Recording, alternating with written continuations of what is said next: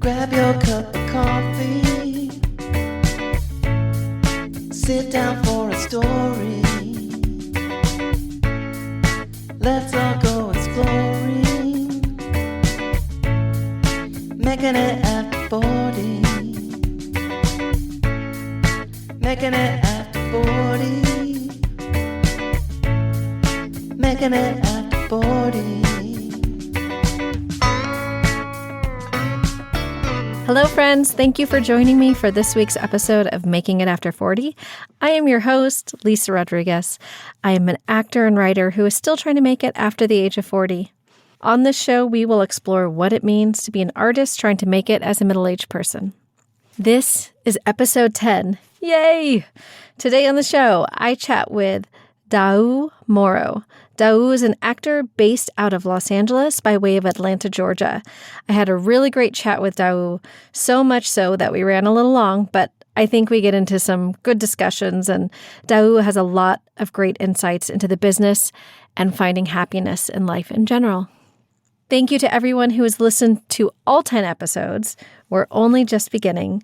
I intend to keep this podcast going as long as everyone keeps listening. So thank you again for all your support and enjoy the show.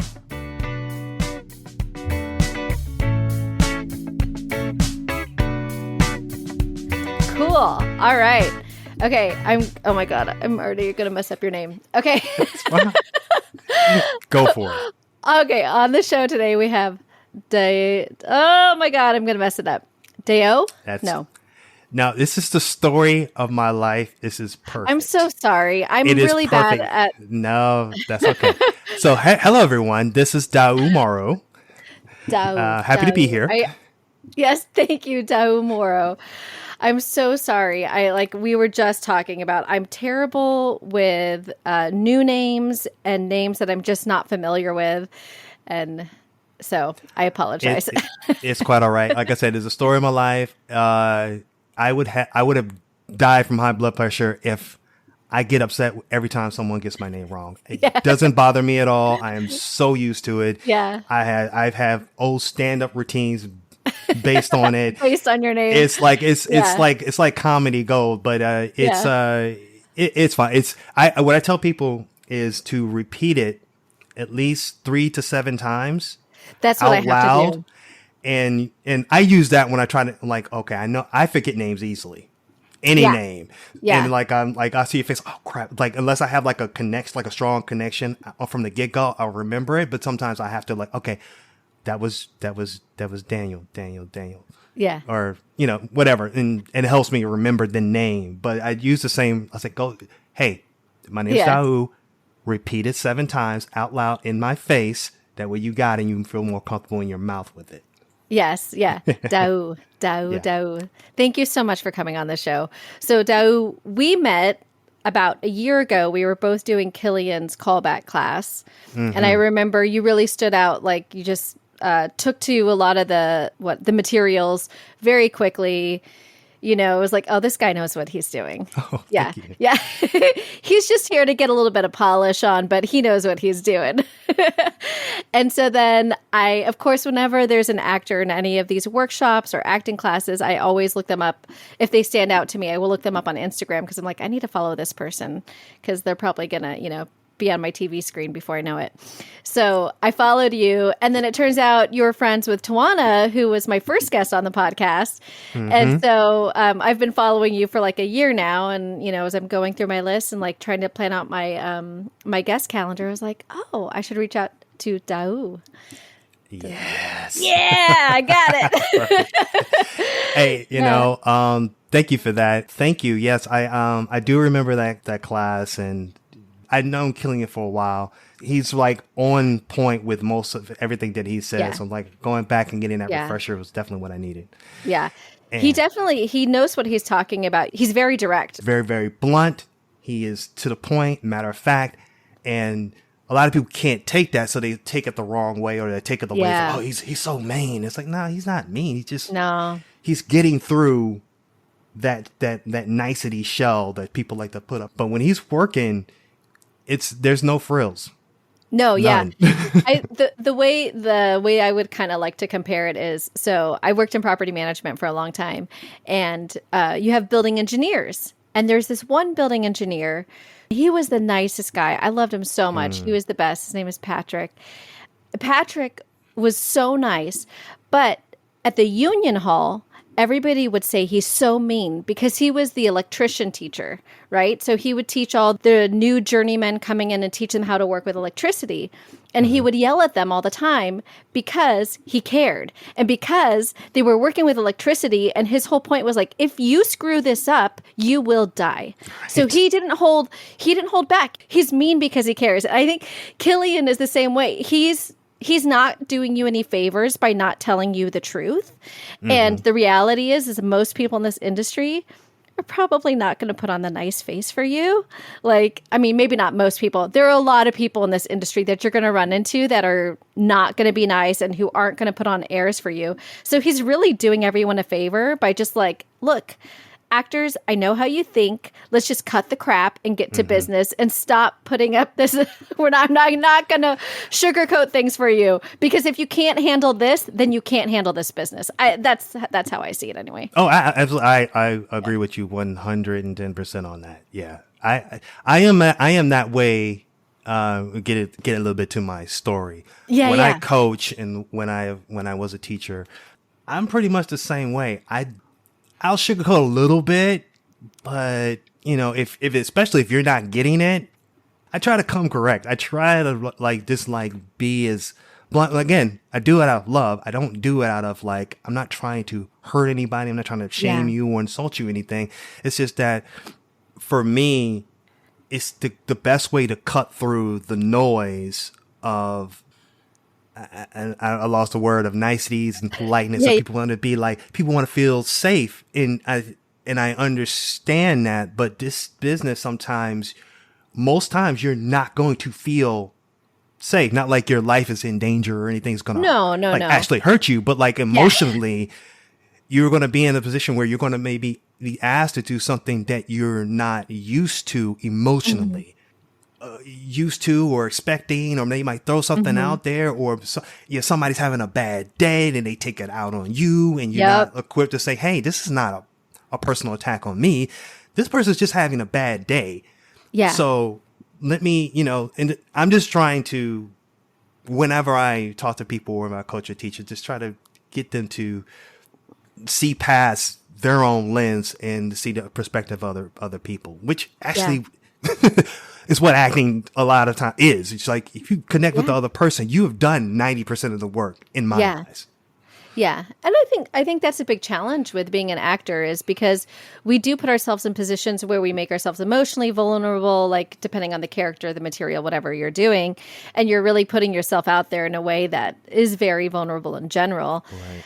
People forget that at the end of the day, this is about, if you're doing this professionally, this is about money. This is about business. And so in a workplace business environment, you're not going to come in with all this baggage, and you have to learn to leave that to separate your emotional life and, your neediness from the actual business, and just come in and be a person and not a bag of emotions. Yeah. Cause if you come in with all your baggage and all the, it's fine to be nervous, and it's sometimes if this is your first job and it's the nerves and all that, and that's quite understandable. But when you come in with all this other stuff, you're going to have a hard time just being present to do the job that you were called in to do. And it compounds when you're just not, if you're just inside yourself. Now, I'm an introvert, so I'm inside myself a lot. But if you're just inside your head and all these scenarios and all these things that, from your past, whatever, and it's clouding your vision of what is in front of you. If you're on set and you get to do this thing that we are, pursuing for a living, if you get the privilege to do it, A, you're not can't appreciate it, and then B, you're just not present to be able to do the job effectively. So you just, it is it is a mental game. It's the mind game. And it's something that I've learned that if I would say broke me out from being a amateur wanting to be a professional, That's probably the number one thing. I had to get my mind right. And once it started, I'm still working. I'm a work in progress. But it's never done. It's never done. It's never. Once I started to click into something within myself, things just started to open up for me. Yeah. So yeah. But well, go ahead. Well, now that we're kind of going this direction, let's hear a little bit about your background and your journey, because like we jumped right in. But I would love to hear a little bit about your journey to where you got to now, and yeah. Sure. Okay. So I am born and raised in Atlanta, Georgia. Okay. I am one of five. Well, there's six of us, but one's older left. So it was five of us total: three brothers, two sisters. I'm one of five. I'm like I think I remember he's like, you're one of five. You're like in the middle. So am I. I'm the middle. I'm the middle. The absolute middle. So out of the six of us, I'm like the third oldest. So I'm like in the middle set is where I'm at. Yeah. So I definitely had that middle child syndrome. Everybody in my family are huge personalities. And I was the one that's like, okay, if I'm going to be the one who doesn't say anything. I'm going to be the one that's quiet. I remember my mom was like, you didn't say anything until like 9 months. I'm like, really? I said, yeah, I guess you just had nothing to say until. I'm like, yeah, that tracks. That tracks. I usually don't jump in conversation. Like I said, I'm an introvert. I say what I need to say when I need to say it. And I try not to go too much love. So, so it was a crazy household, as you can probably imagine and attest and live through it yourself. Yeah. So, I just wanted to get out.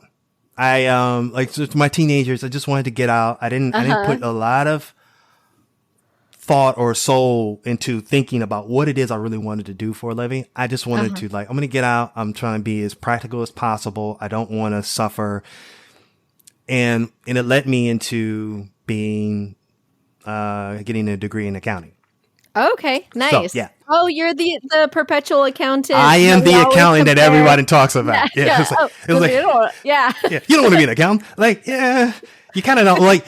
Well, here's the thing. There are certain aspects about the job or about being an accountant that I gravitated to, that I resisted for a long time, because I was equating what the job or what being an accountant is to corporate America. And corporate America was what I was like allergic to.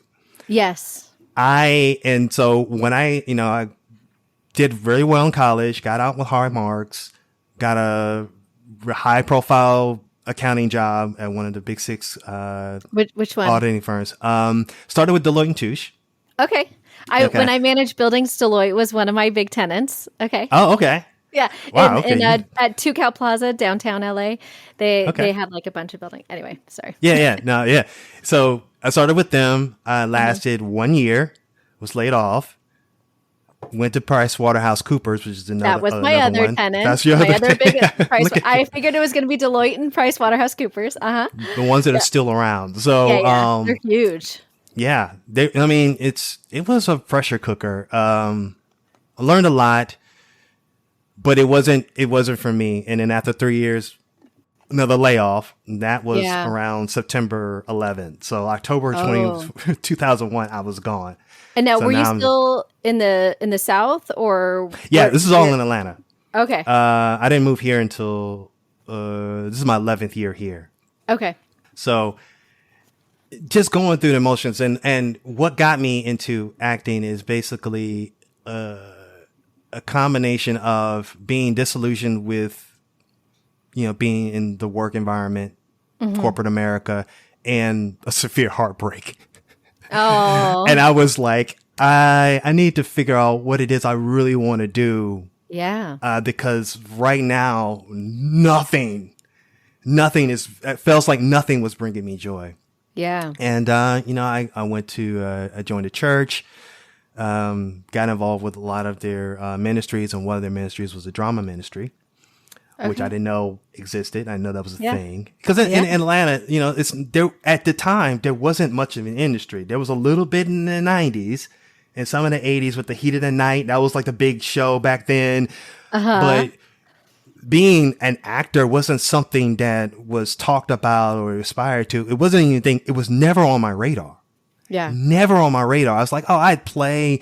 And when I was a kid and I play around and like want to be Indiana Jones or Axel Foley in Beverly Hills Cop, some of my favorite movies. But it never dawned on me that that could be something I could do. That's only something that other people can do. Oh, yeah. Yeah. Yeah.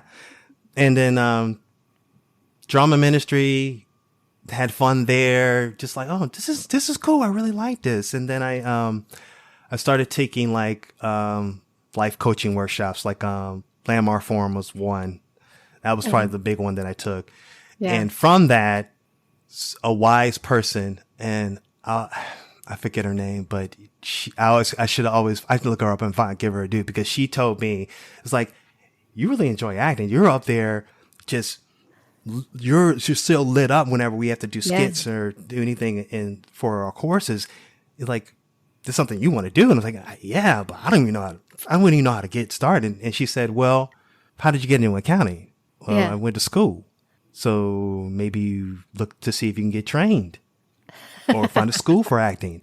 It's like, I don't want to go back to college. No, there's other things. So sat on it for like a week, and then I looked it up, and then I found a studio, and the rest is, I was on my way from that point. Nice. I wasn't looking back. So was that hard? Was that a hard decision to make, or did it just feel pretty natural at that point? It felt natural at that point, because this is a progression. I still wasn't like, I'm going to be a professional. I just wanted to learn if this is something I even want to pursue or do.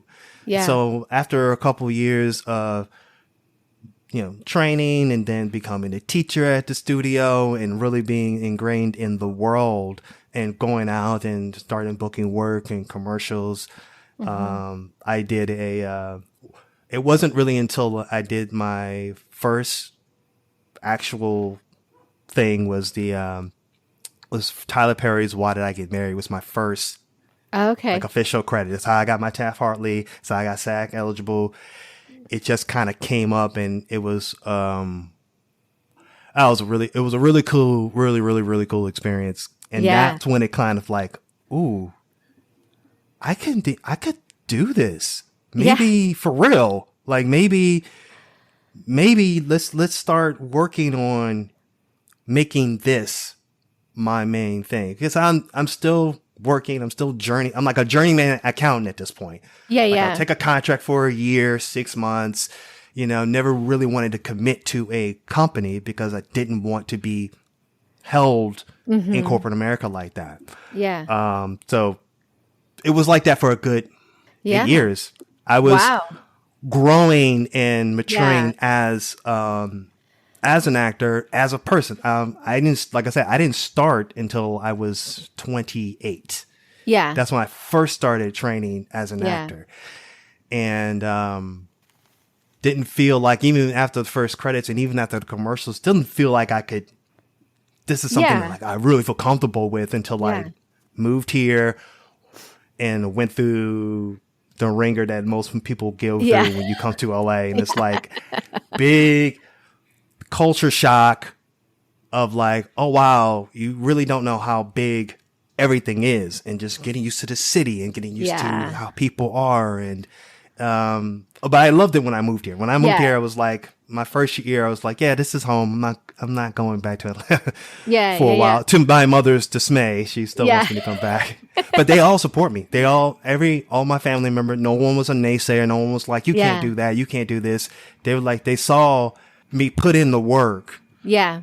And I wasn't always talking about it. I just did it. I just went in. I went in for auditions. I got my agent. I did all that stuff. And it's like, it was a mystery to them. Like, what are you doing? I'm seeing you on TV and I'm seeing this. And I'm like, I'm just doing it. And that's kind of how I've always been. So I've never really changed. Always been like, I'm a man of action. I just do the thing. I don't talk about it. That's really great though, because then you don't have, I think a lot of people get hung up on like talking about the thing and then they never do the thing, or they get into like analysis paralysis. I mean, it's really great that you were able to just like jump right in. And then also another advantage was starting in the Atlanta market. It was kind of a safe place for you to get started because you were already living there. You weren't having to like take a giant leap to move to another city to try out this thing that you've never done. You were able to train in like where you grew up and then just kind of roll into it. It definitely helped with making the decision, the choice to move to LA. It really was not really in my hands, like because I have an 11-year-old. My son Cole, he was being born, but he was born in Modesto, California, which is 5 hours north of here. Yeah. So when I found that he was going to be like, he was coming, I was like, my thought was I need to be closer to him. They're not going to move to Atlanta. So I need to be closer to him. And I'm like, oh, wow. I mean, LA's right there. I can move and be closer to him and be able to see him on a regular basis, not as often as I would, he or I would like. Yeah. I get to see him 1 week in a month, and that weekend is like, it's go.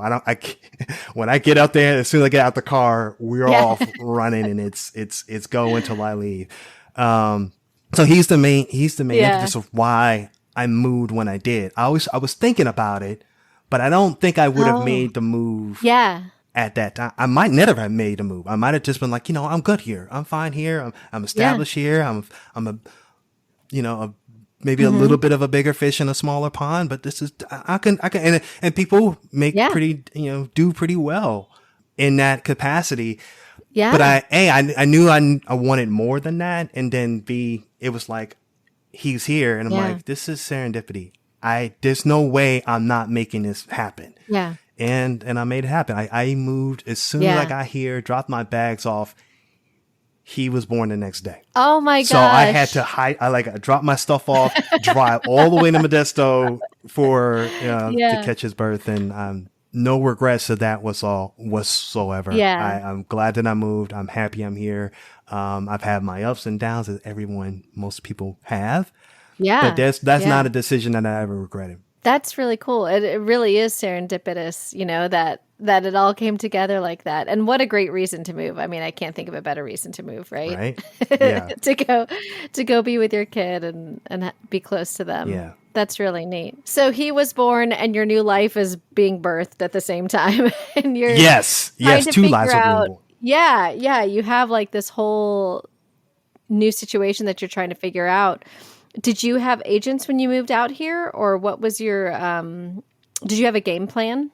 I kind of had a half of a game plan. I didn't even have a place to stay until my cousin was like, talked to my dad, because her and my dad are closer age, but she had a place or had a spot.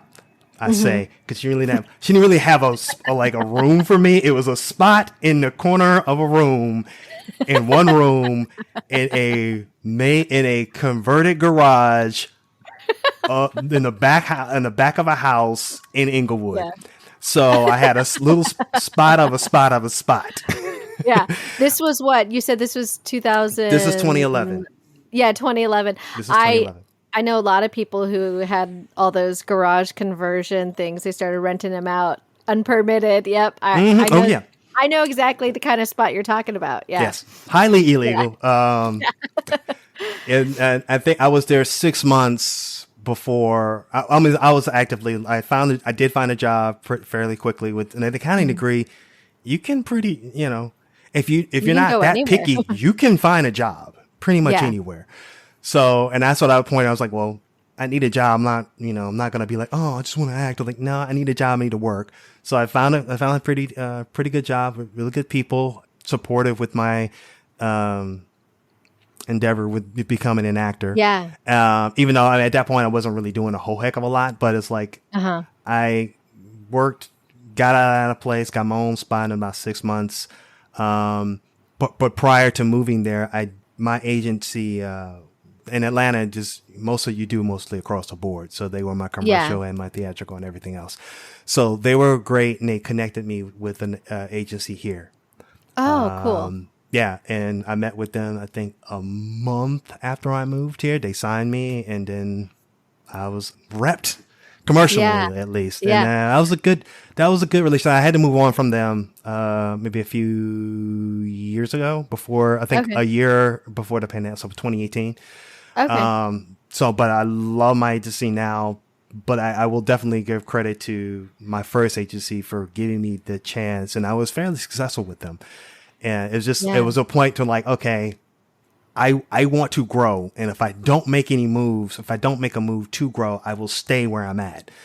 That's a really hard part, I think. I hear that a lot with other actors who they've been with an agency for a while. And sometimes it just kind of like the relationship fizzles, or maybe they have other clients that they like better, or you're outgrowing them and you're not, And I think that's a really hard decision to make, especially when it's kind of amicable. It's really like a breakup. And so it's kind of like, well, I think this relationship is done. Yeah. We got what we needed out of each other, and now it's time to move on. Yeah.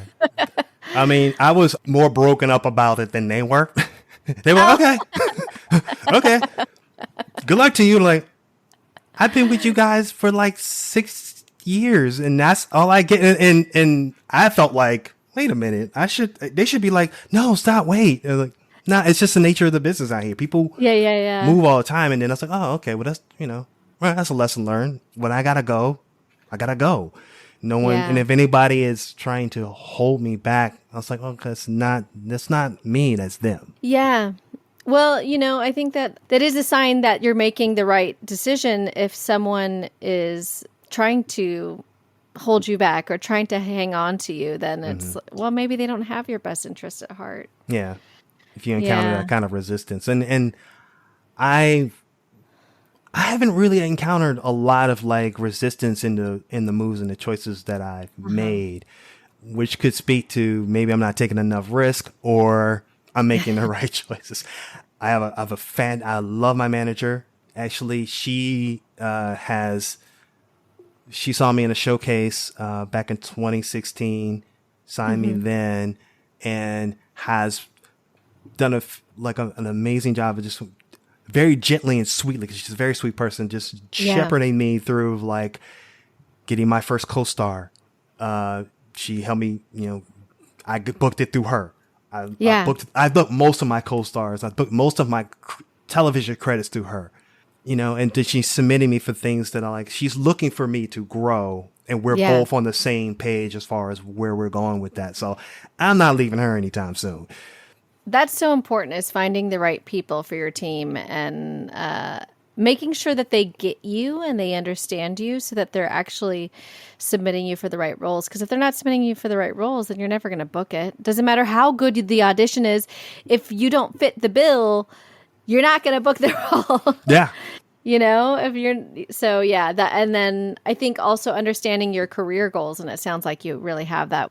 Yeah. She's, I'm actually a little, we set up things and goals, and I'm like, oh yeah, I need to really dig in, because a lot of things have happened in between with our last meeting until now. And I'm like, okay, but sometimes life gets in the way. But what I've learned is that, I stopped.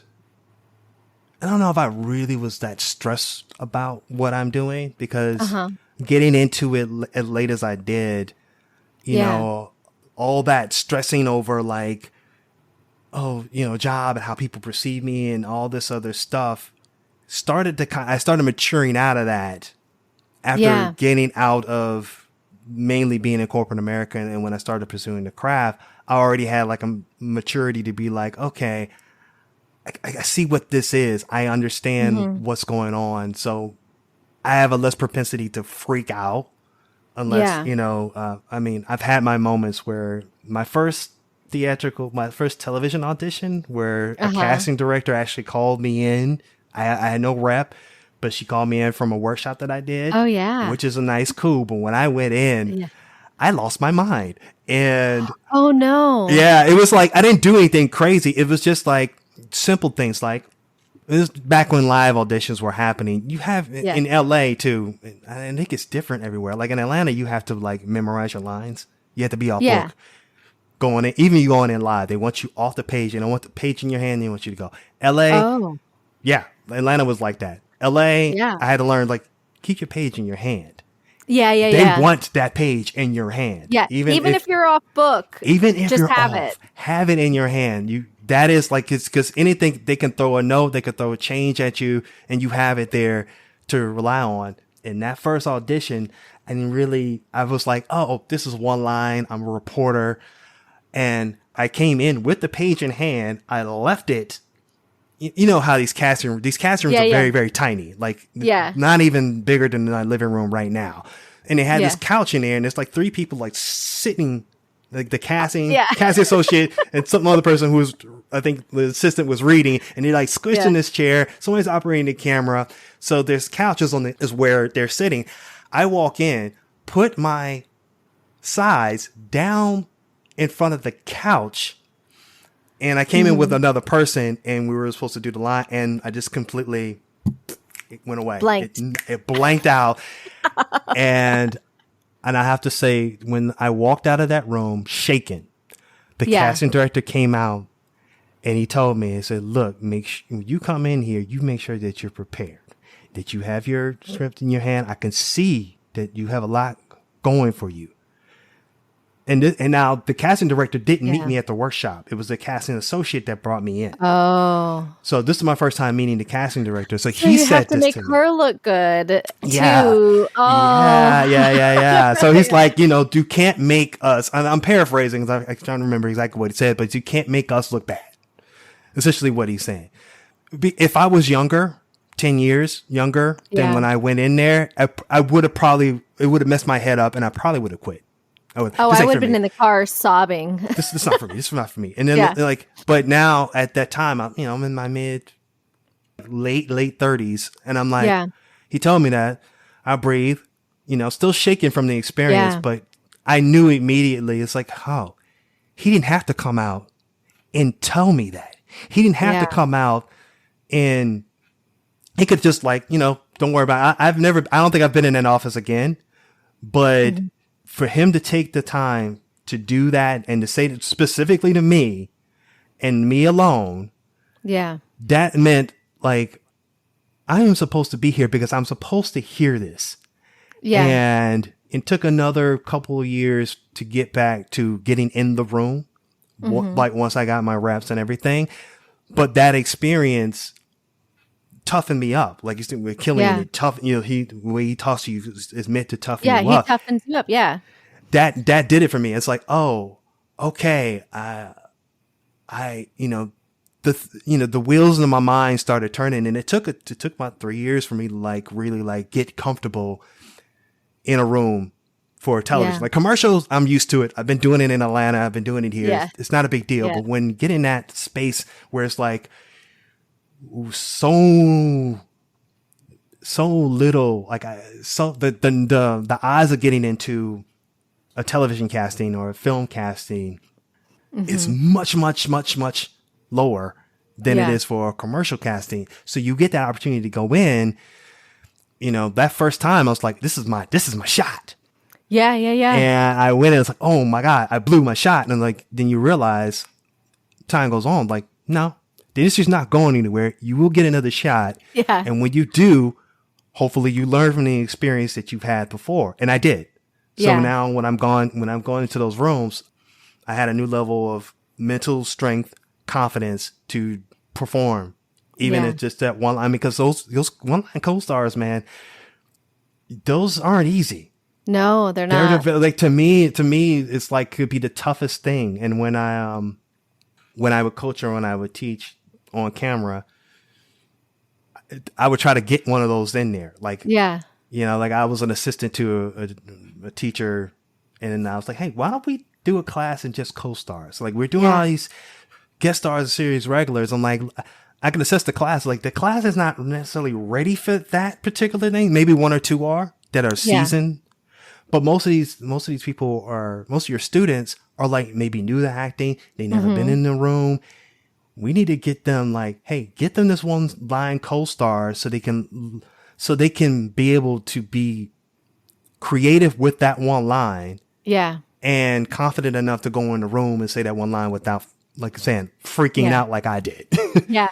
Well, I mean, co-stars in general are just like a different animal, right? Like you're not supposed to stand out. A lot of times you hear from casting is like the co-star, you are just there to serve the scene. Just be a person. Don't worry about making a strong choice or whatever. Just do it. Yes. It's standing out without standing out. Yeah. Which is, how do you do that? How do you do that? Well, I always tell my students, like, know who you are and like be like, just be yourself. And they're like, what does that mean? It's like, look, all your idiosyncrasies and neuroses and all those things and your past and how you grew up. Like we grew up in big families. So we know, I know how to deal with various different big personalities in my home, including my parents. So you using your life experience when you walk in the room, you have everything you need to give a unique read. The things that I have booked, when I walked into the room, is just, I'm happy to be there. I'm gracious. And I just do the thing and I leave.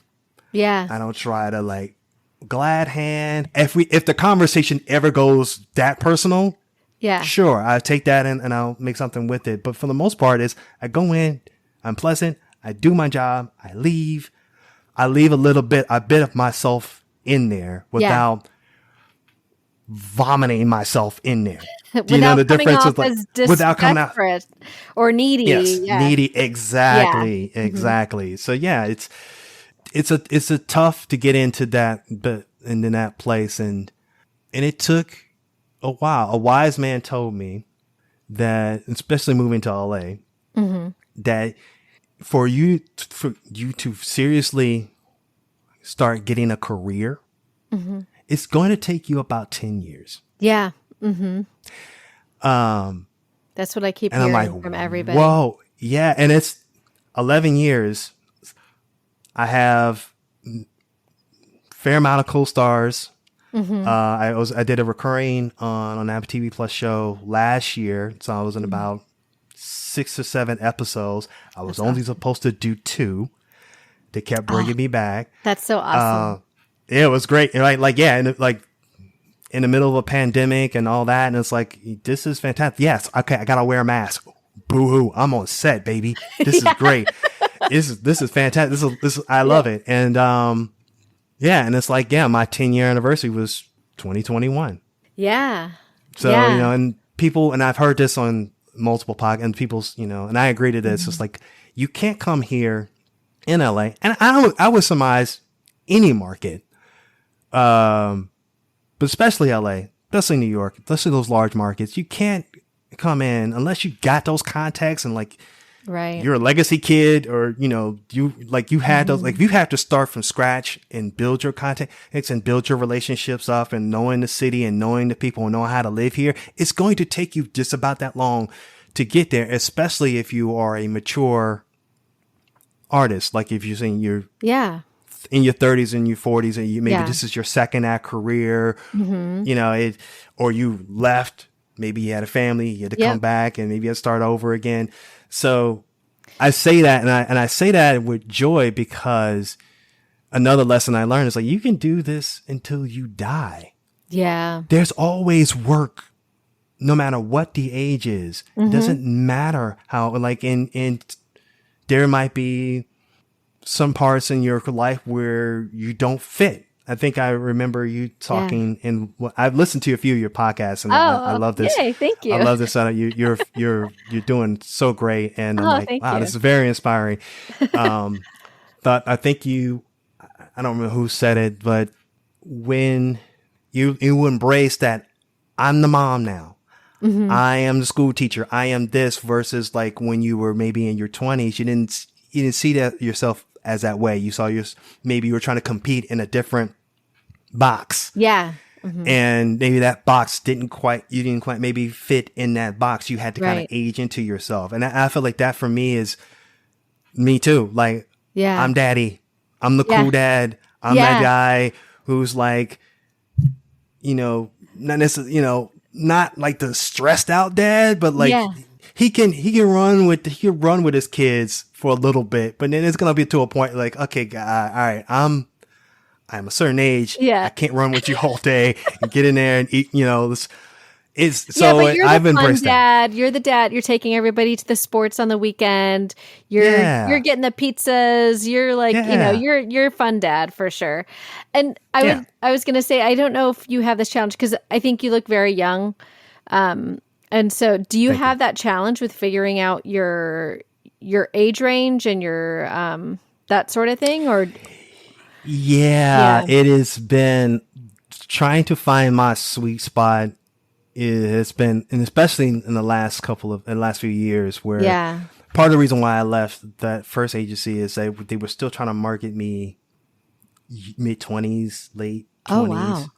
which I maybe look wise, like if you saw my face and that's like, yeah, okay, sure. But I'm like, in essence, I'm 47. So, and I am a little younger in my essence than my actual age, but still it's like late 30s, early 40s. Yeah. So early on, it was like, okay, you're in 40s. So I'm going up against guys who are 50s, sometimes 60s. Yeah. I'm like, okay, there's no way I'm going to compete here. So it's finding that or competing against the 25-year-olds.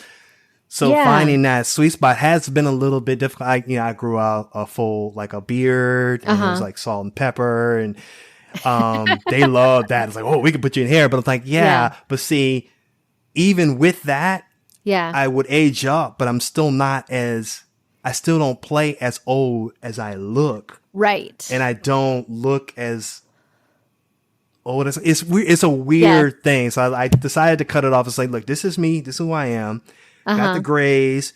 They're not going away. I'm not coloring anything. This is who I am right now. Yeah. And it seems to work on a lot of degrees. I'm not interested in changing my look so much. Yeah, no. And I think you could definitely like settle into that, like you said, the late 30s, early 40s. And I think that's a good age range. But it is a challenge as you age, is like trying to figure out, well, who am I now in terms of the industry? I mean, I even if you know who you are as a person, how does everybody else see you?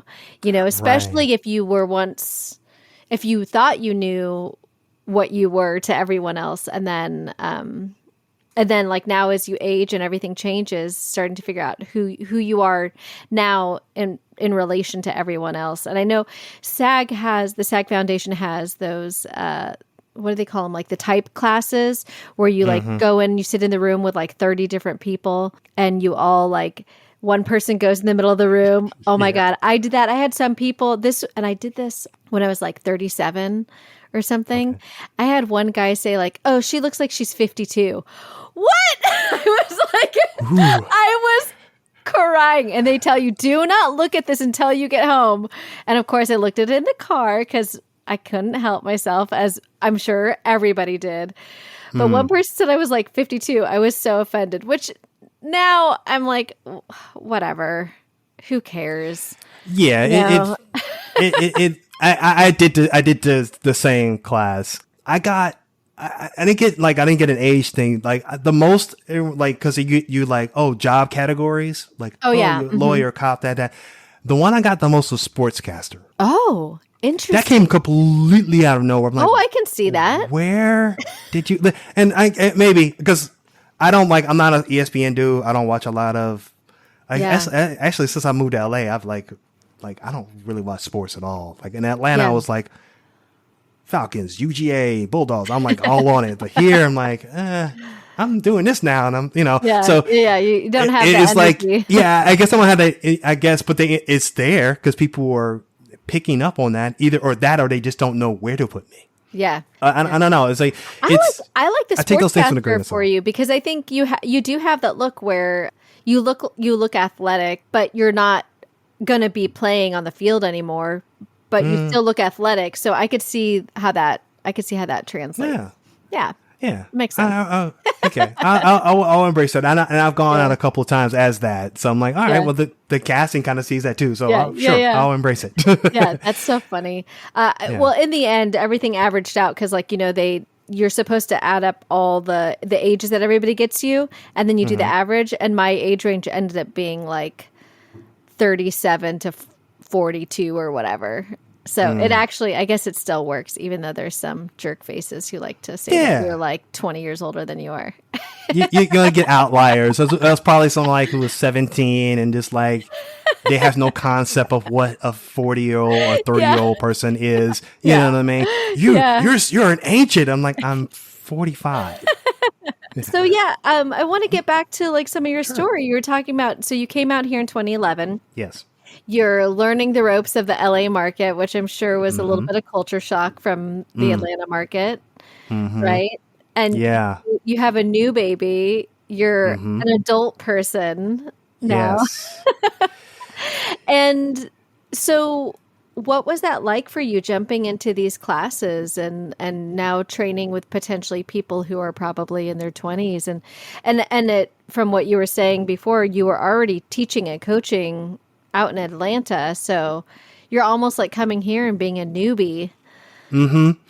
How was that experience?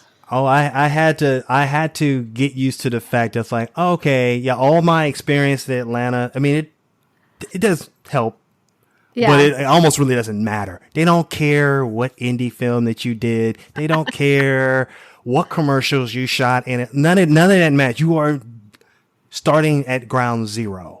Yeah. So, and then I think at the time I'm 36, 37. So, I'm already like, okay, so I got to start over again, which I moving out here, I got it. I had enough friends who've done LA to kind of school me on what to expect a little bit. Oh, that's good. But it's nothing like actually living it. Yeah. And, I had in finding representation, while looking for your own work was just grueling. And I've been part of productions that have like just been like, this is not going to be seen by anybody, and B, somebody might die on this set. I don't know what's going on. And then finding representation, like I had the first manager that I've corresponded with was a referral from a friend of my dad's. Yeah. He's like an uncle to me. He had my back like when he moved here, and God bless him, he's since passed. But this lady that he connected me to, she was a piece of work. All the bad stereotypes about managers and agents, LA agents and managers that you can think of, she was that. She was an older lady, which I'm not but she just had a mindset of, so what do you bring to the table? And how old are you? Oh, you 37? You're like they call you a senior in this thing. And I'm just like, how is this encouraging? Yeah. I'm like, what if that? I didn't do anything with her. I didn't sign with her, but just the conversation we had, I was like, oh my, is everyone like this? And thank God that it's not. And it's not the case. One of the biggest surprises that I've gotten, that I've realized, is that most people out here are very nice. Yeah. Very sweet. Sometimes it's skin deep a lot of times, but for the most part, they're not, no one's cutthroat and trying to do anything. Like either in the acting community, I've been like most of the people, and that's that I've surrounded myself with, or that I meet, or that I either stay connected with. They're very supportive. Like my community is very supportive of me and of each other. We try to have each other's backs. Yeah. As far as like people, the quote unquote gatekeepers, the casting and talent reps, for the most part, every time I talk to somebody, they've been really either supportive or nice, or just they want us to succeed in the room because they need to fill this job. And we are the solution to their problem. Yes, thank you. Yeah, and hopefully it's us when we go in. Sometimes it's other actors, but they say, oh God, thank you. That kind of thing is like, oh, this is encouraging. There's just people out here collaborating, whether either before you get the job, and then when you get the job, everybody's collaborating to get something meaningful or something creative done together. And a lot of people out here understand that. And that was a lesson like, oh, okay, we're really trying to lift each other up here. Yeah. And that's how I choose to see it, because energetically, I'm not going to connect or gravitate to someone who is trying to cut me down. Once I get that energy, once I feel that, no, we're not. Yeah. I just maneuver away from that. Yeah. I rarely have to deal with somebody like that. Do you, you talked about how you were a minister, you did drama ministry. So, are you still a man of faith, and does that inform your approach and your work? I hope that's an okay question to ask. Well, no. That is because when, I expect it when I say, I started in the church. So yeah, I am. Yes, I'm still a man of faith. I don't have a church home here, LA, and I kind of moved away from the church even when I was in Atlanta. If I know it sounds like I kind of got what I needed from the church. I get that. With that jumping off point of like, this is the thing that I need to pursue, and it was divine in its own right, but then staying around is like, this doesn't feel like the place I need to still be here. Yeah. And then I just didn't, and moved here, and like I grew up mostly kind of in and out of the church, so I still keep a lot of those things in me. I still say grace before dinner, and before meals and all that. I still pray on occasion. So, but I wouldn't say like I am Southern Baptist. I'm this. It's like, no, I have faith, and it is I have my very own personal relationship with God that has, shepherded me through my life up to this point, whether it's like making certain decisions, certain life-saving decisions, going to, and just like who I am is, I go off of faith. I wouldn't have left my home, people who I know with the career that was just kind of getting started, to start all over again in a foreign place, and now being a new father and trying to find my own place here. And I don't think I could have done any of that if I didn't have the faith that I have. Yeah, and I think there's a lot of people in kind of our generation where we grew up with that kind of base of some kind of religion or faith, and we kind of now, maybe we don't actively go to the church, but we have that base. It like gave us a good foundation from which to be able to build our lives and have certain values, and then even inform, like you were saying, the decisions that you made, because you can see that there's a bigger component, and we're getting a little into the woo woo and the God and stuff like that. I know not everybody relates to that, but I think for a lot of artists, there's something, maybe even like if you look at it from like a 12-step thing, there's a higher power. There's something where you can kind of start to see the connections in life, and you can see how it all comes together, and you maybe it's looking for the signs, or just like being open to opportunities and seeing things that if you didn't have that kind of foundation, you might not see the connections. I don't know. Other people would say it's all made up, so... Yeah, I have friends that are atheists. Some of my good friends out here don't believe in God, don't believe what I believe in, and I find it's not my job to convert them. I'm not a missionary. I'm not in it. It's like, look, if you don't believe that, that's fine. That's great. I whatever it is you believe in, I feel like you should believe in something, because we're all drawing from something, where our energy comes from something. It's not just a self-generated thing.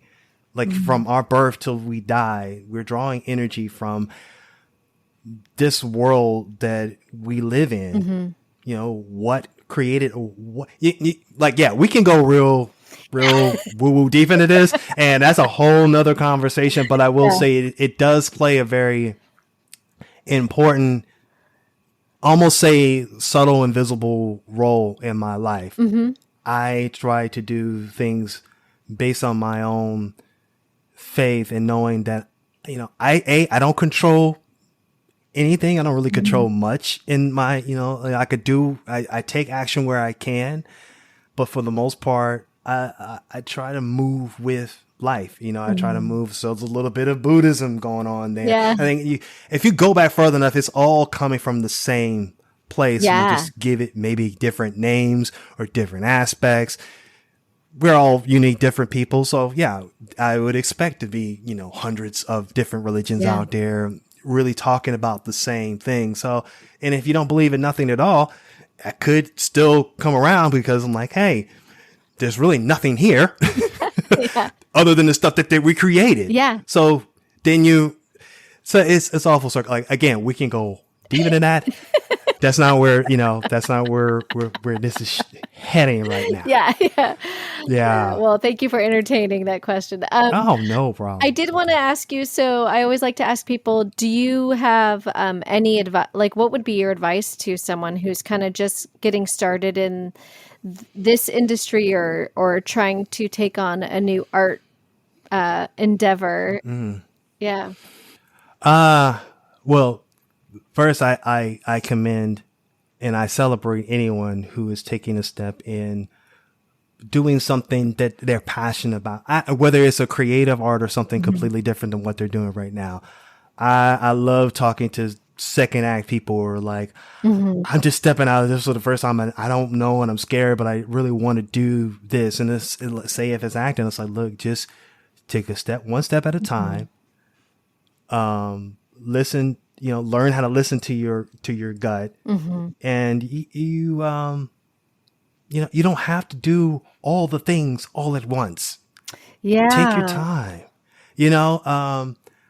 and just get to know who you are while in the process of pursuing the thing. If you mental thought and the actions that you take will inform where you're going, and definitely enjoy the journey. I mean, this is an exciting part of your life where you get to make a choice on what it is that you want to do with your life versus what your parents told you to do or what you were told to do in school and having them guide you. And I'm saying that's not important. Yeah. But at some point as an adult, you have to taking control of your life and living the life how you want to live your life. And I think that's what we're here to do. We are born, we learn all this stuff. And then when we're out in the world, we walk our own walk. We walk on our own path.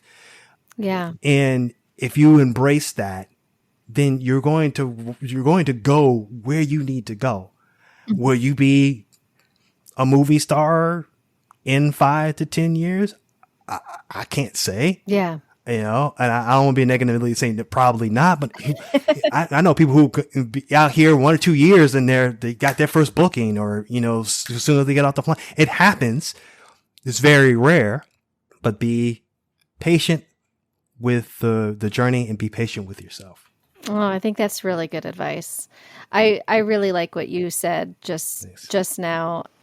And I think I can really relate to that in that since you've listened to some of the past podcast episodes, that I kind of like stepped away and was in and out of the industry and I'm kind of made the decision recently to say like, okay, stop holding on to whatever the past was. Stop holding on to all the times that you've jumped in and out in your 20s and early 30s and just call it a fresh start. You took a fresh start in your late 30s and you're dedicated now. So why does it matter that you were trying? Just let that go. Let's be focused here.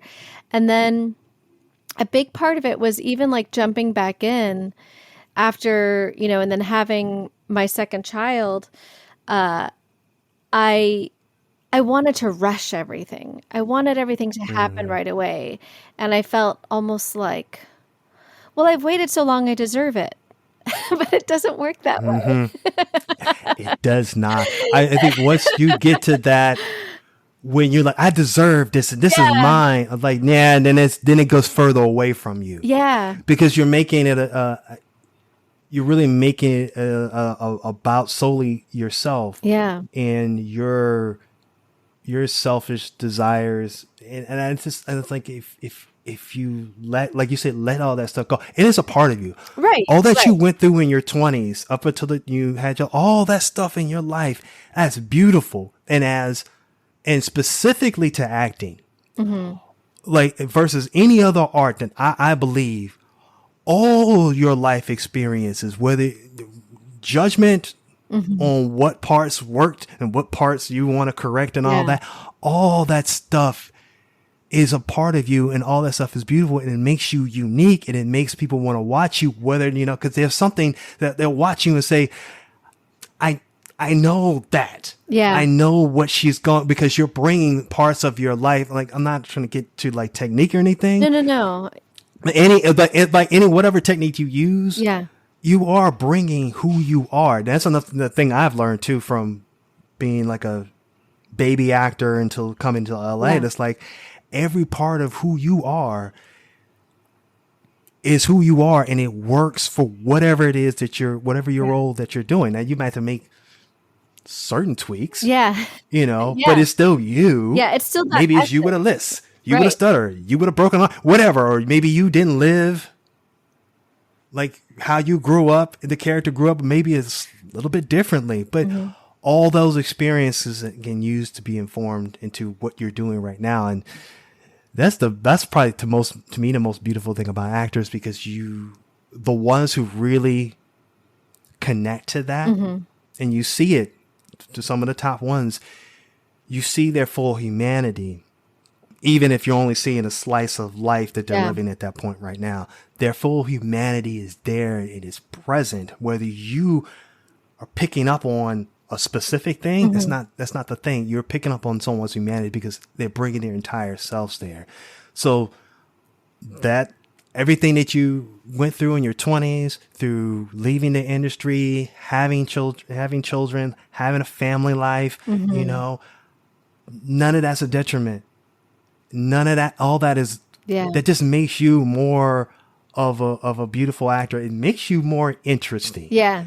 I hope so. Because you coming from an experience that a 25-year-old who has no kids wouldn't be able to relate. Yeah. So so you are where you are because you are where you are. Yeah. That's a beautiful thing. I struggle with man, if I started 10 years earlier. Man, if I did this in school. Man, if I didn't know there was a drama class at my high school. Yeah.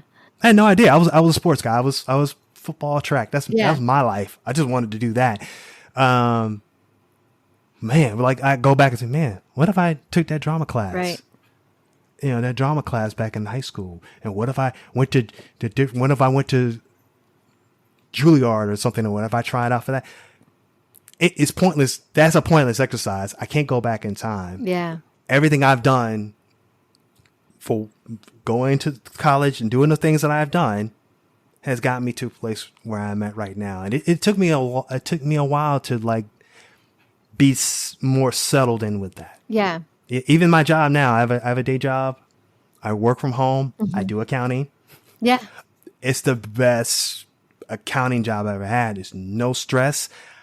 With my experience, I'm fairly overqualified for my job, but it pays me well, so I don't have to think so much. I have to put a lot of mental energy into it. I can take a little time off to do this now, or do an audition, or take away for a shoot, and still have a bit of a stability. Yeah. To be able, because I have responsibilities that someone that doesn't have any children or younger has. Right. And I can't just shirk on that because I just want to just pursue acting. I did that for a little bit and it hurt. Yeah. I won't do that again. Yeah. Well, I think that was like just the idea of just like having the patience, being patient with yourself and being patient with the work. Because it's not, and like you said, in most cases, it doesn't happen overnight. And so just letting yourself kind of come to this in the most natural way, working towards it, always taking steps towards it, but understanding that it's going to happen in the time that it happens. And there's not a whole lot of control that you have over it. You can have control over your training and your pursuits and the things that you do have control over, but there's a lot that we just have to relinquish to time. Enjoy it. Yeah.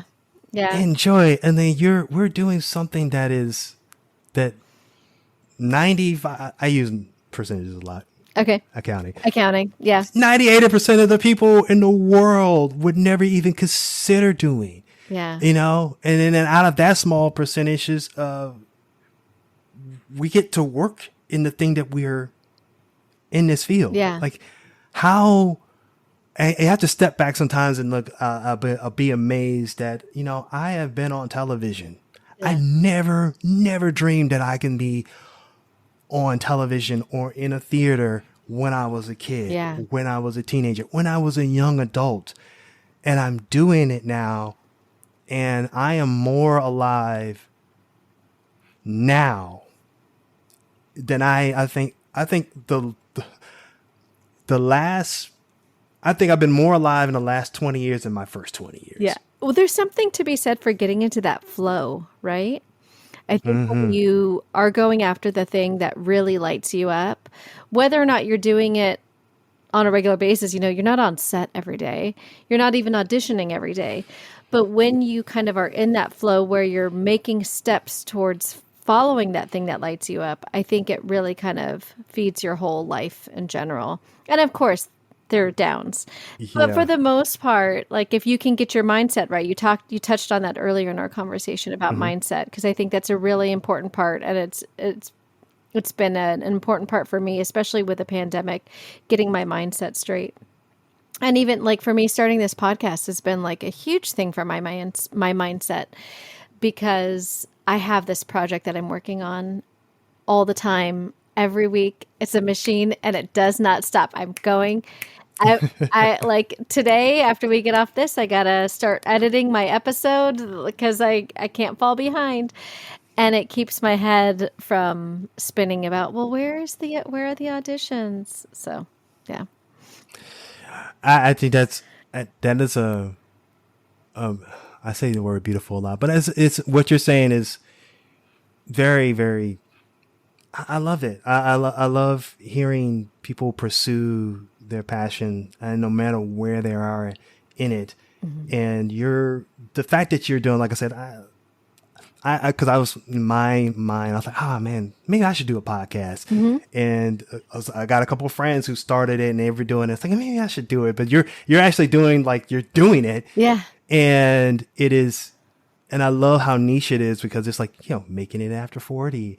And I love the title because it's making it after 40. You're not made it after 40. We're not talking about, oh, we're here, we're successful, we're living that. No, we're making it. We're in it. We are working towards it. You are creating your own work. You're doing those things, and I love that it's on you to be diligent, to stay on that and create that. And it's something for me. It's like I had to kind of come to a place where in my life where I'm like, well, I'm not a busy work guy, and I'm not. This is no knock on anyone who's. You get this whole thing. It's like you create your own work, Oh yeah. And I think I love the sentiment, but it's now starting to become a demand from us, which I have resistance about, because I'm like, well, what if I'm not in a place in my life to create the thing I want to create? Because I just don't, me personally, I'm just not going to start doing stuff to just do it. Yeah. I have to be driven by it. I mean, that's what led me to become an actor out of accounting anyway. It's like I was just kind of going with, I'm just doing the thing. I got this CPA, I'm just doing it, but my heart was never in it.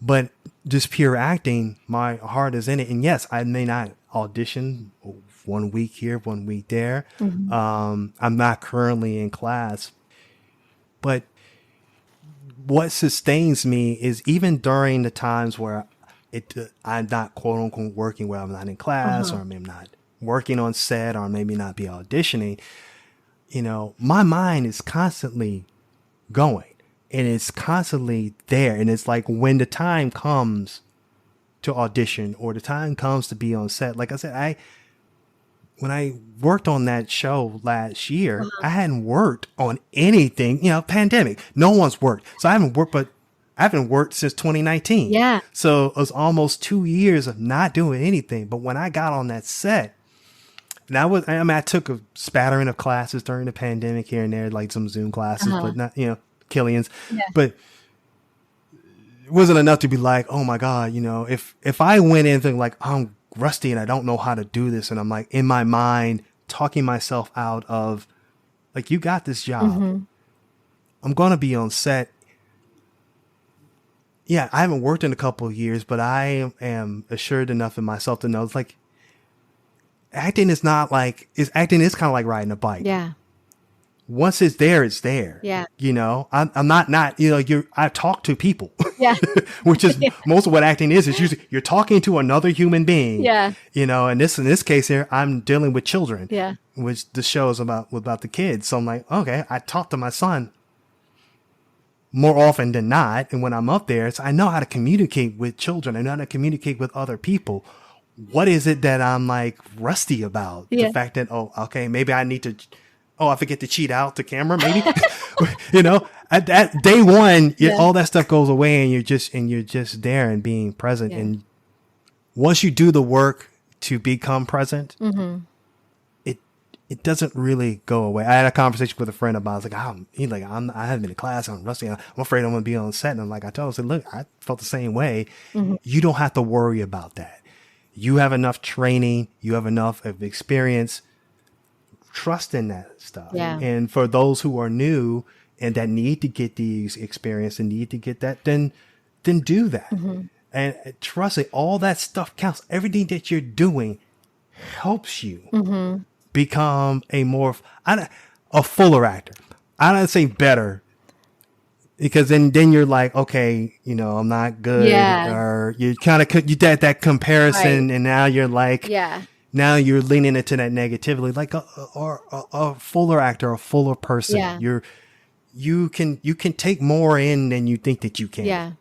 Yeah. Well, that's beautiful. If that makes sense. Yeah, no, that does make sense. I like that. Okay. Yeah. So my last question. So what does success look like to you nowadays versus maybe when you first moved out here, when you first started taking it on in Georgia? Here you are. What does success look like to you now? Yeah, so anticipating this question, I'm like, how am I going to answer? Yeah, where am I right now? Yeah, at first, success, even before getting acting, it's house, cars, a lot of material stuff, wife, kids, that kind of thing. Yeah, the usual. But that wasn't really wasn't my idea. It was like cultural. It was a lot of different things. So you had to kind of filter out what it is that you really want in life. And the thing that I really want in my life that will define success for me is freedom.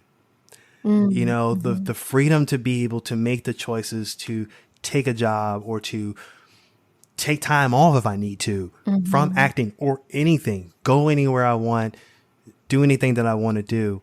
So that means a level of financial stability, the right relationships in place, competency in my ability to do the work. And I'm getting closer to that every single day. It doesn't really include like a specific, I want a house in the hills, or I want a house on Malibu. I want this kind of car. I was like, all that with freedom and with a level of financial stability, I can have those things, because the material stuff never really was that big of a deal for me. Yeah. I grew up and we did well in my family. My dad was, did well. We did stuff that most kids would have dreamed of doing. My dad had all these material things. So I know what that is. I know what that is. Yeah.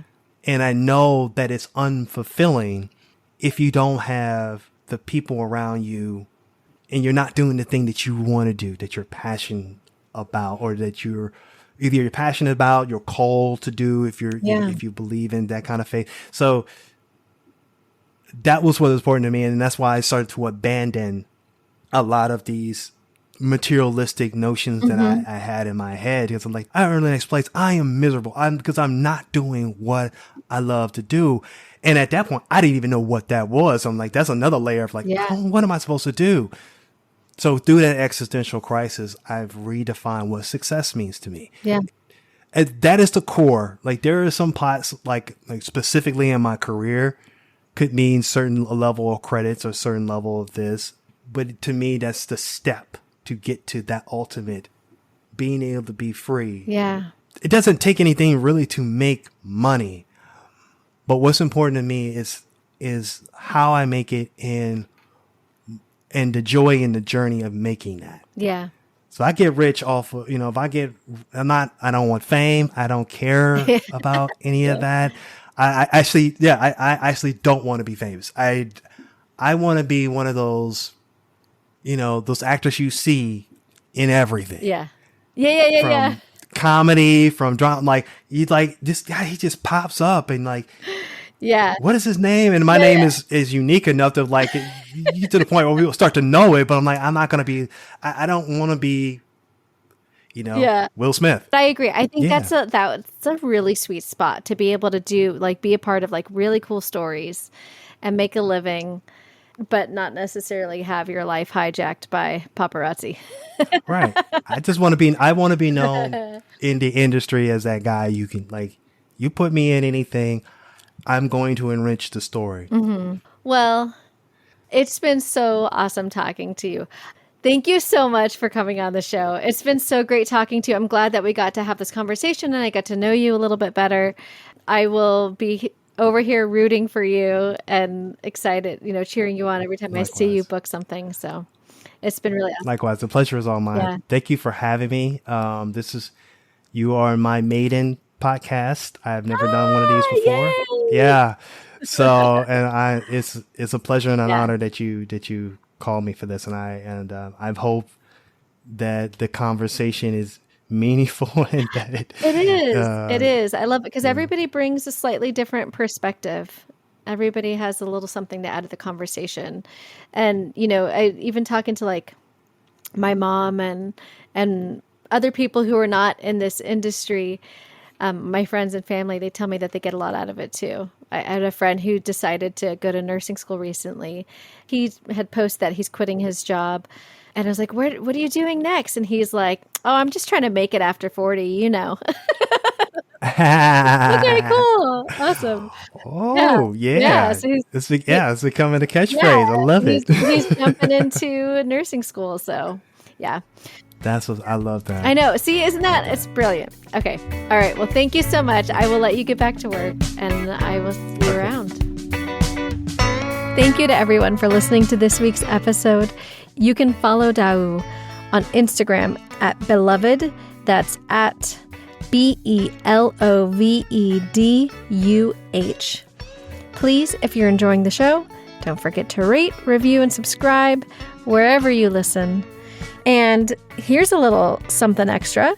If you're in the Los Angeles area, please come out and check out a show that I will be participating in on Monday, September 5th. Yes, that's Labor Day. My friend and former improv teacher, Rich Baker, invited me to be the guest storyteller on his show Monologues and Mayhem at the Glendale Room. That's September 5th at 7:30 p.m. at the Glendale Room. You can get more info on my Instagram account at Lisa Rodriguez. It is sure to be a fun evening of me awkwardly telling stories and then some really funny people doing great improv. Be sure to follow the show on Instagram at Making It After 40, the number 40. And thanks for listening. We'll see you next week. Starting a podcast felt overwhelming and scary. From putting myself out there in a vulnerable way, to wondering if people would even want to be a guest, and questioning if my idea was good enough. Once I overcame those fears, the easiest part has been getting my podcast out into the world. And that is thanks to Buzzsprout. Buzzsprout is hands down the easiest and best way to launch, promote, and track your podcast. Your show can be online and listed in all the major podcast directories like Apple Podcasts, Spotify, Google Podcasts, and more within minutes of finishing your recording. I researched a lot of podcast hosting sites, but Buzzsprout is the one that I kept coming back to. You'll get a great-looking podcast website, audio players that you can drop into other websites, detailed analytics to see how people are listening, tools to promote your episodes, and more. If you're considering starting your own podcast, don't wait any longer. It's so much fun. To be honest, I only wish I had started it sooner. Following the link in the show notes lets Buzzsprout know we sent you. Gets you a $20 Amazon gift card if you sign up for a paid plan, and helps support our show. So what are you waiting for? Go start your podcast now.